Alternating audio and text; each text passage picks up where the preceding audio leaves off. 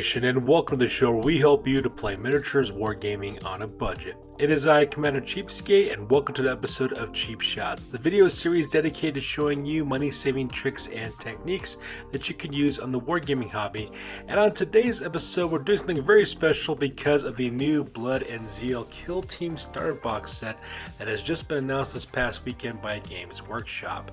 In that box, you have two brand new kill teams, the Sanctifiers, which are supposed to be ecclesiarchical militiamen that will be used in the new campaign setting, as well as the Goremongers, which are basically Khornite jackals that have dedicated themselves and changed their bodies inspired by the bloodletters that serve their Lord Khorne. And those miniatures are actually very, very cool. They are extremely unique. They have some really cool looking aesthetics with the characters, especially with the Sanctifiers. Immediately when I saw the Sanctifiers, I knew exactly that we could use those miniatures for Necromunda, and so I started brainstorming exactly how to fit those miniatures in the overall narrative and how you could use it for both Kill Team 40,000 Kill Team, as well as for your games on Necromunda as well. Now, the idea behind this video, of course, is that you are a Kill Team player who actually owns this box set of miniatures, and you just want to use this one singular box set of Sanctifier Kill Team members to use between both Kill Team as well as for Necromunda. So the only things I'll be using to create this roster are the fighters are inside that box set. So if you want to do things like vehicles or other things like that, you'll need to purchase more miniatures to do so. The purpose of this video is just to go into the assumption that you just want to use that one singular box set to play both games, and that's exactly the thoughts I went into when I created this video. So that being said, let's go and talk about exactly how you could use the Kill Team Sanctifiers Kill Team in your games of Necromunda. So we're going to make these guys into Venators. This game's going to be the Ecclesiarchical Militia. It is a 1,000 credit roster, and don't worry, I do have a 2,000 credit roster later on in the video as well. You just click on the timestamps down below my description box if you want to navigate to the videos. Now, the reason why I'm using the Venators rules is for a couple of reasons. The first reason why is because we get to choose house legacies for ourselves, so that way we can access equipment from House Khador, because obviously the way these Sanctifiers look, they fit in perfectly within the narrative of being Khador fighters. Now, we're going to use these guys as Venators because that way we have much more flexibility in both the characteristics we can pick for our fighters, as well as the equipment and weapons that they can take for themselves as well. And we're using that flexibility to kind of flesh out this gang. Now, when you take a Venator gang, you do choose 4 skills for you to choose. Your first skills, combat shooting, are primary skills, well, cunning being a third primary skill for your champions, and of course we have ferocity, which would be a secondary skill. So for your leader, the primary skills would be combat shooting as well as leadership, with cunning and ferocity as their secondaries. For your champions, combat shooting and cunning will be your primaries, with ferocity as your secondary. And for your regular hunters, combat and shooting will be primary, followed by cunning as well as ferocity for your hunters. So with that in mind, let's go ahead and talk about exactly what fighters you'll have in this gang. So up first is going to be your leader. That's going to be represented by the Confessor miniature from the Kill Team box set. This character's name is going to be Gisburn the Lightbringer is his name. He's going to be a House Hunt leader at 185 credits. And we're picking this series of characteristics for him. We're taking a 4-inch wound allowance, 3+ weapon skill, ballistic skill, 4 strength, 3 toughness, 2 wounds, 3 initiative, 2 attacks, 6 leadership, 6 cool, 5 willpower, as well as 5 intelligence. Now, the reason why we picked this characteristic specifically is that yes, he is a little bit slower by an inch by most of his fighters, but he's got that great strength 4 attack, which can be used for his close combat attacks. He also has 2 attacks base as well, but more importantly, we're taking the psychological stats for 6+ cool as well as 5+ willpower, because this character will be a psyker, and I'll explain how we're going to do that here in a second. Now, we're giving this fighter mesh armor to give him a 5-up armor save. We're giving this character the 2-handed hammer with Exterminator, and the reason why is because the 2-handed hammer is a versatile attack. At the same time, the Exterminator is also a one-shot, a single shot strength 3 flamer attack, which kind of fits with this character narratively, plus it kind of matches what this character is carrying as well for the miniature in the background. We're giving this guy the House Khador legacy because obviously he's picking his military, his gear from that gang list. At the same time, he's got the non-sanctioned Psyker special attached to him as well. We're going to give him Rain of Blows for his skills, so that way he can do fighting as a basic action, and the reason why I want to do that as a simple action, and the reason why I want to do that is because the versatile trait of his 2-handed hammer will allow him to hit multiple targets in case he's surrounded by enemies.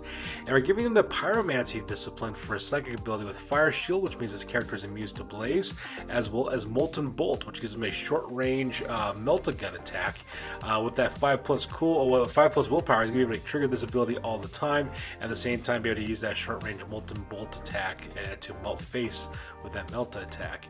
And the reason why this character is going to have the psychic ability without paying any upgrades for that is because of the alliance we're taking for this list, and we'll talk about that a little bit more in detail when we get towards the end of it. Up next, you have two missionaries for this gang who are going to be your champions. And by the way, these missionary miniatures look really, really cool. The first one is Galen Rathrek is his name. Missionary number 1 is going to be a House Hunt champion at 205 credits. And this is the following characteristics he's going to have. He's going to have 5-inch wind allowance, 4+ weapon skill, 3+ ballistic skill, 4 strength, 3 toughness, 2 wounds, 5 initiative, 2 attacks, 6 leadership, 6 cool, 6 willpower, as well as 5 intelligence. Now this character automatically comes with a plasma gun, just like the miniature in the background, as well as a chain sword. And the reason why we did the chain sword is because the miniature already comes with a chain sword on their back anyways, so it just makes sense they can use this in close combat. We're giving this character the House of Cawdor legacy, so that way they can access those materials, as well as the fast shot skill, so that way they can shoot multiple times, shoot twice as simple actions with that rapid fire plasma gun. So Galen Rathrek, he's going to be doing a lot of laying down suppressive fire with that plasma gun in case he gets charged it, or you want to charge your opponents. He's got that chain sword to really cause some problems for enemies. Our second missionary number 2, is going to be named Idris the Cleanse. This is going to be another Hunt champion at 245 credits. Once again, 5-inch wind allowance with 4+ weapon skill, 3+ ballistic skill, 4 strength, 3 toughness, 2 wounds, 5 initiative, 2 attacks, 6 leadership, 6 cool, 6 willpower, as well as 5 intelligence.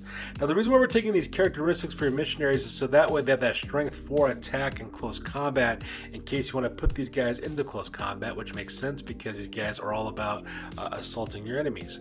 Now we're going to equip this guy with a fire pike. The reason why is because it's a strength 4 flamer attack, but it's also got additional -1 to the AP, making it AP2 as well. And plus, it's already available for just like 10 credits more, I think, for over a normal flamer for your gang.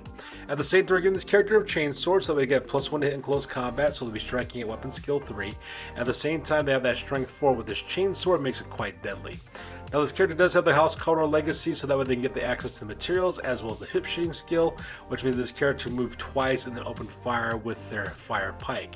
Now usually when you use running gun from hit shooting, you do suffer -1 to your ballistic skill, but because this character is using a template weapon, it automatically hits anyways, so there's no harm, no foul, just a whole bunch of people on fire.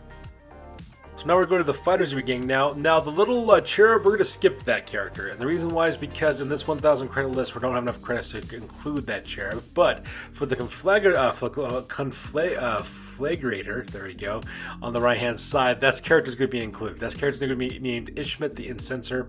It's a Conflagrator who's going to be a House Hunter at 125 credits.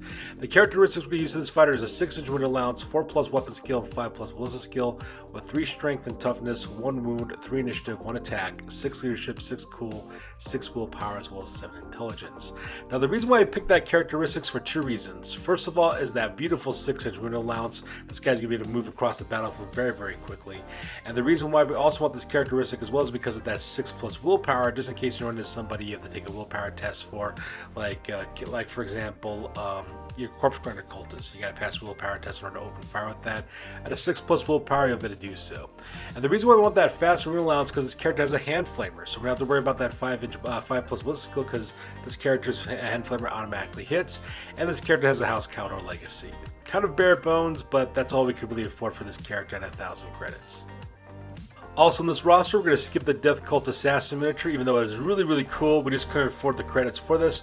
But we are going to be able to afford your Drill Abbot. That character's name is going to be Dargon Wintergorn. The Drill Abbot's going to be another House Hunter at 100 credits even. Once again, going with the 6-inch wind allowance, 4+ weapon skill, 5+ ballistic skill, 3 strength and toughness, 1 wound, 3 initiative, 1 attack, 6 leadership, cool, willpower, as well as 7+ intelligence. Now the reason why we went with this characteristic once again is for that very rapid pace of movement. with 6 inches. This gang's all about getting up in your face and smashing you with a flaming hammer of some sort, and so that 6-inch movement allowance is going to be able to heavily do that. This character is also going to be packing a 2-handed hammer as well with the Exterminator, so that way they can be striking at high strength with a versatile attack as well. Plus that Exterminator is a one-shot flaming attack using a template attack at strength 3, which is quite nice as well. And this character also has a House Caldor legacy attached to them. And the reason why we went with the weapons that we did is because the character automatically comes with a hammer anyway, so it just kind of works out. Now to the very last fighter for your gang. We're going to skip the Salvationist just because we didn't have enough credits to include that fighter in this gang, but the Persecutor though we will have. This character's name is Vander Jarls is the character's name. They are your Persecutor, be used as a house champion at 140 credits, and once again, that same characteristics we've been seeing for all of our hunters. With 6-inch movement, 4+ weapon skill, 5+ ballistic skill, 3 strength and toughness, 1 wound, 3 initiative, 1 attack, 6 leadership, cool, and willpower, as well as 7 intelligence.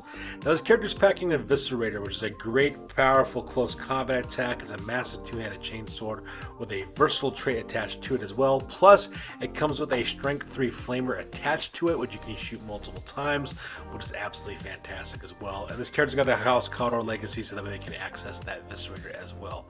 Like I said, a lot of template attacks in this gang. This gang's gonna be very, very rapid, very fast moving, and using a lot of template attacks in order to mitigate for their poor ballista skill, but at the same time though, bringing the pain towards your enemies. Now, if you guys mentioned before, our leader Gisburn actually has a Psyker. He's using the Pyromancy discipline. And the reason why we were able to do that is because we're going to take a criminal alliance with this gang. You're going to take an alliance with the Psi Syndica. Now, the reason why we're doing this is because these characters are kind of like not official as the way I kind of look at it. The idea I wanted to make these guys are kind of like rogue operatives working for the House Caldor. Maybe they used to be standing members of House Caldor, or maybe they're like an outcast group of militiamen from the House Caldor, or maybe they were kicked out of House Co-Iron, for example. So they're just continuing on the crusade on their own terms. And so because of that, the reason why they're outlawed is because they use psychic abilities. Now, the reason why we're doing this is because of the Miraculous miniature in your gang, and we're going to talk about exactly how we're going to use that here in a second. Anyways, but the Criminal Alliance from Scientific, they have the Psychic Awakening ability, which means you can pick one miniature in your gang to become a Psyker. So we're going to use this for your leaders, so that way they can take care of Pyromancy as well. And at the same time, we also have access to Mind Locked Weird as well, which is going to be represented by your Miraculist. And we'll talk about that character here in a second. Now, the drawbacks, of course, you do have Dark Dreams as well as Secondarium Attention, which means you could potentially lose fighters if you're not careful with a bad series of rolls, but that's the risk you have to take, especially since you want to use Psykers in your game. So the last member of this 1,000 credit roster is going to be Sylvana of the Miracle is her name. She's going to be your Miraculous character, which is represented by the one there on the right hand side. Just a really great looking stigmata type character with, you know, like, what is that, like scroll work being crucified into her hands. It looks really grimdark and looks really awesome as well. And this is going to be your Mind Locked Weird. Now, this character automatically comes with mesh armor, and they also have the Fearsome skill, which means that opponents have to pass a willpower test in order to charge her. She's also got the Now Sanctioned Psyker special rule as well. And for her psychic abilities, because we get to pick 3 of them, we're taking the Scouring because it is a template attack. Now, it's only strength 2 template attack, but you still have a 50-50 chance of setting people on fire, and that's the reason why you're taking this to protect the fighter. We're also giving this character Hypnosis as well, because having the ability to attack when your opponents with psychic abilities and make them do whatever you want them to do for a turn is absolutely fun. Plus, with the 4+ willpower score, they're going to be able to get that off no problem. And the last pair we're going to have is Unbreakable Will as well, so that way she can transfer her cool stat as well as her willpower stat to the fighters around her. Now, cool stat's not going to be much of a big problem, but that willpower stat though is going to be great. That way you get a 4+ on the willpower stat. And if you decide to add some more Psykers to this gang as well, the Miraculous Savannah of the Miracle can then help them trigger their psychic abilities even better, and also help out fighters whose cool scores are not that great, so that they can still maintain and stay in the combat as well. And this is going to be the 1,000 credit roster that I recommend for you to use to create your Sanctifiers Kill Team into a gang for Necromunda. Now, in case you want to take place in the Aranthus Secession, or you want to participate in campaigns that have a larger credit allowance, we're going to give you another list, this one rated at 2,000 credits. This is once again going to be Ecclesiarchical Militia.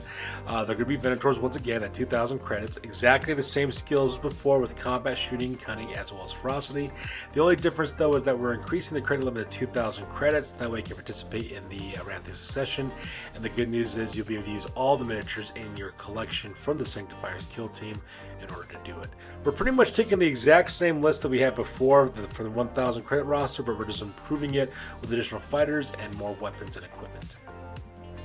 So once again, your leader will be Gisborne the Lightbringer, your Confessor. Once again, a house hunt leader with 235 credits, exactly the same characteristics as before, but we're improving this fighter quite considerably. So we're giving them mesh armor already off the bat for 5 armor save, but we're going to improve that armor save with a 4 armor save with a Gutter Forge Cloak. At the same time, it's also giving you a 5 board save against environmental effects as well.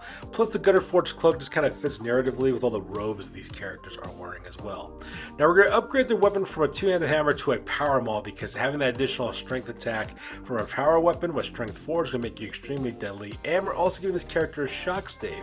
Now if you'll notice, this fighter isn't carrying one specifically, but that's okay though. I'm going to explain why this character is going to be able to use a shock stave here in a second. The reason why I want that shock stave is for 2 reasons. One, you get additional attack in close combat. So when this guy charges into close combat, he's going to get 4 attacks base. One of them is going to come from a shock stave. At the same time, the shock stave also gives you a 2-inch versatile trait, so that way you can combine that in tandem with your rain of blow skill, so that way you can hit multiple targets using that versatile trait and at the same time get that additional attack. We're also giving this character the Book of Redemption as well, so that way it can help out your fellow fighters be able to close the distance to charge directly toward your enemies, and plus the character's holding a book anyway, so it just kind of matches. Now, once again, this character's got the House Calder Legacy as always. We're also giving them Rain of Blow skills as well. There's also going to be an Unsanctioned Psyker with Pyromancy with Fire Shield as well as Molten Bolt, so that way you can fire that short-range multi-gun at your enemies. And the reason why you have that ability is because we're retaining the same Criminal Alliance with the Psi Syndica. Now your next fighter is going to be Silent Mary the Cherub. So this time we'll be able to use the Cherub Servitor in your gangs as well. And if you'll also notice on the background of this picture, the Cherub Servitor is carrying a shock stave, and that's the reason why your character, your Confessor Gisborne the Lightbringer, will be able to use a shock stave as well. We're going to pretend that the Silent Mary, the Cherub, is actually his actually it is his Cherub, but we're going to act like that Cherub carries his shock stave form and then hands it to him when he needs it in close combat. Kind of like a squire would for a knight. Now your Cherub Servitor is costing 55 credits. Now this character's got flight, so that way it can move vertically without distances, as well as a bodyguard, small target, as well as a nimble skills. Now we're not going to be taking this character. The only reason why we're taking this fighter is for 2 reasons. One, the Cherub Servitor automatically comes with the box set, so you might as well. And secondly, the Cherub Servitor gives you the bodyguard ability, which means that if you take a hit from an attack, you can actually, even as long as the Cherub Servitor is within 2 inches, you can transfer that hit directly to the Cherub Servitor, keeping your Confessor nice and healthy and alive. And that's the reason why we're taking this character, really. Plus, it's also in the box set, so might as well. As well as your next fighter is going to be Ishmit the Incenser, your Conflagrator, but once again they're making a return, but this time instead of being a hunter, they're going to be a House Hunter Champion, and this character is going to cost 255 credits as well. We're giving them the Champion characteristic of 6 Edgewound allowance, as well as 3+ weapon skill, 4+ ballistic skill, 3 strength and toughness, 2 wounds, 4 initiative, 2 attacks, 7 leadership, cool, 8 willpower, as well as 8 intelligence. Now the reason why we're doing this is because we're going to give this guy a hazard suit to increase them to give him a 6-up armor save. Now the 6-up armor save is not that great, but the real reason why we're taking this is because the hazard suit gives you immunity to both blaze as well as to radphage, as well as giving you a little bit of a bonus for gas attacks as well. But we're really taking it because of the being invincible to blaze attacks, just because you will be using a lot of blaze weapons in this gang and might as well to protect yourself in case you get hit by friendly fire. Now this character is also taking a Gutter Forge Cloak to increase that armor save to a 5-up armor save and give him a 5-up board save against environmental effects. And we're giving this character paired hand flamers, so that way they can fire twice with those hand flamers, because that's really powerful. Plus the miniature already comes with it, so why not? This character's also got the House Calder Legacy as well, and we're giving this character the Infiltrate skill, so that way they can infiltrate behind enemy lines, so that way they can attack enemies and set them on fire with those paired hand flamers. And because this list is part of the Ranthus Succession, we can have up to 4 champions. So Galen Rathrek makes a return as well, your first mercenary. This time costing 270 credits because we're upgrading this character with mesh armor as well as a Gutter Forge Cloak. We have the exact same characteristics as before. This character also has a plasma gun as well as a chainsaw, because that's what they're armed with earlier. And we're giving this guy photo goggles so that way he can see in all visibility conditions, so that way he can fire that plasma gun at all distances as well. Not to mention that Gutter Forge Cloak and mesh armor will give this character 4-up armor save and a 5-up board save against environmental effects. Once again, still has the House Calder Legacy as well as the Fast Shot skill, because that hasn't really changed. Idris the Cleanse also makes another return again. Once again, missionary number 2 could be your House Hunt champion at 275 credits. Has exactly the same characteristics as before. We're upgrading them this time though with mesh armor as well as a gutted forged cloak for a 4-up armor save as well as a 5-up ward save against environmental effects. Once again, this character is still packing a fire pike as well as a chainsword. Still has the House Cotter legacy as well as the hip shooting skill as well, and using these fighters exactly the same way as you would in the 1000 credit roster. And our very last champion is going to be Chalix of the Astral Knives, which is going to be your Death Cult Assassin, so this fighter is now included in the list. Once again, going to be a House Hunter champion at 245 credits.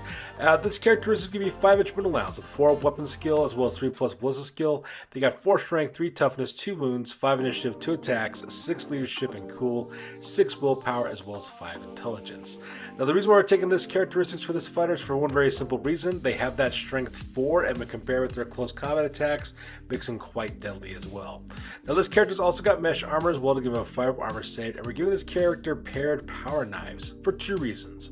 The reason why is because that way you get the additional attack in close combat, you get the +1 strength benefit, make him strike at strength 5 with those power knives, strength 6 if you manage to get an enemy from behind, which would be great. At the same time, the character automatically comes with knives anyways, so might as well just include that in the roster. Now this character is also packing a web pistol as well. Now web pistols are great because they're strength 4 template attacks, plus they ignore armor and they are silent, which makes them really useful for a Death Cult Assassin type character. We also give this character photo goggles that we can see in all visibility conditions as well, and we're taking the House Delak legacy with this character so that way you can get access to more stealthy type weapons for your gang. At the same time, this character also has the infiltrate skill as well. My recommendation to you is to pair up Chalix, the Astral Knives, with Ishmit the Incenser, which is the guy with the 2 hand flamers. They both have infiltrate. Have them activate together and pair up together so that way one guy can sit on fire, the other guy can stab people to death, which is all kinds of fun. And our boy Dargon Wintergorn also makes a return, so the Drill Abbot will be playing a House Hunter once again. This time we're upgrading to 125 credits this time. He still has the exact same characteristics as before, but we're giving this guy hazard suits so that way he's immune to Radphage as well as Blaze, plus it gives him a 6-up armor save. When paired with the Gutted Forged Cloak, that makes up to a 5-up armor save. At the same time, gives it a 5-up ward save against environmental effects.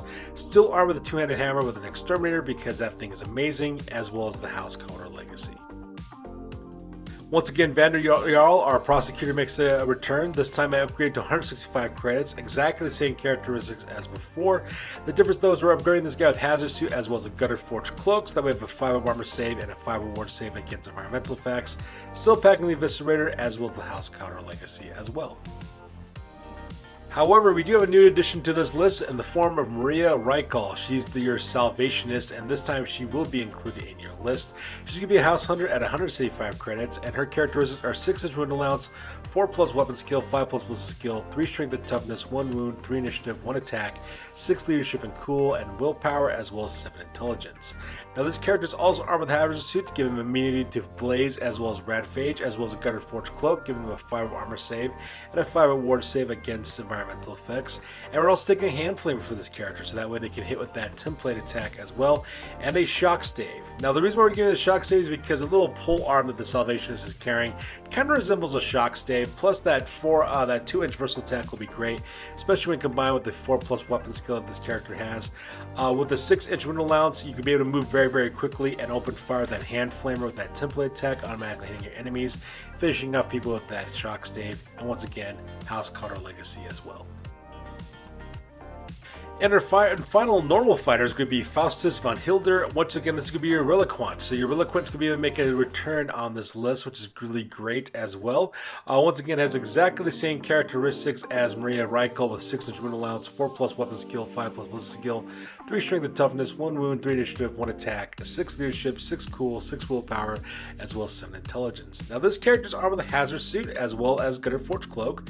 That with a 5-up armor save as well as a 5-up ward save against environmental effects. Also has that immunity to Radphage as well as to Blaze. We're also giving this character a Hand Flamer too, because why not? The character's carrying one in the miniature already, and plus Hand Flamers are amazing. And we're not giving this character a Shock Stave, we're giving them a pole arm, so that way they have additional strength to their attack, additional strength to their close combat attacks, plus you got that wonderful versatile trait and might as well use that as well. And once again, got the House Cotter legacy on this character too. The also reason why we also picked a pole arm as well is because clearly this does not look like a shock stave. It really looks like a cult icon, but you really can't do group activations with gangers with a cult icon, so that's the reason why we gave this character a pole arm instead. Once again, we're still maintaining our criminal lines with the Psi Syndicate with Psychic Awakening as well as the Mind Locked Weird as the benefits, so your leader will have the Psychic Awakening ability as well. And at the same time, we also taken the drawbacks of Dark Dreams as well as the Psychonarium Attention. And lastly, Sylvana, the Miracles, actually shows up again. Your Miracle list should be your Mind Locked Weird with Mesh Armor, Fearsome, Non-Sanctioned Psyker, as well as the exact same psychic powers as before for the exact same reasons, with the Scouring, Hypnosis, as well as Unbreakable Will. And this will make up your 2,000 credit starting roster for your Sanctifiers Kill Team. In addition, you'll be able to use all the miniatures from that box set in this list as well. So there you guys have it. This is how you guys could use your Blood and Zeal Sanctifiers in your games of Necromunda as well. Using recycled miniatures to play multiple games is a wonderful way to save money, especially with these inflationary times we're living in. Not to mention, these miniatures look really cool and they fit in perfectly with the overall aesthetic of Necromunda as well. I hate to tell you guys this, but in my opinion, House Caldor is like the coolest gang in Necromunda. They just have that whole Dark Ages, grimdark, kind of Middle Ages meets the futuristic look that just makes them perfect for Necromunda. There's a lot of fun things you can do with that gang, and there's also a lot of really cool miniatures that kind of fit that aesthetic as well, including your Sanctifiers. Your Sanctifiers could also be used to be either House Caldor fighters. You could also make them into Redemptionists. You can make them into Outcasts. There's all kinds of really cool things you can do with that look and the aesthetic they have as well. And of course, I will be doing the Goremongers next, so that'll be the next gang I'll be talking about, how to use Goremongers from Kill Team in your games Necromunda as you want to. For obvious reasons, they're going to be Corpse Grinder Cultists, but I'll talk about that though when I make that video. So there you guys have it. This is how you guys can quickly and easily use your Blood and Zeal Sanctifiers in your games Necromunda. As always, please feel free to like, comment, and or subscribe. You guys' input is valuable to us as always. We will catch you guys in the next video. Peace out and stay classy.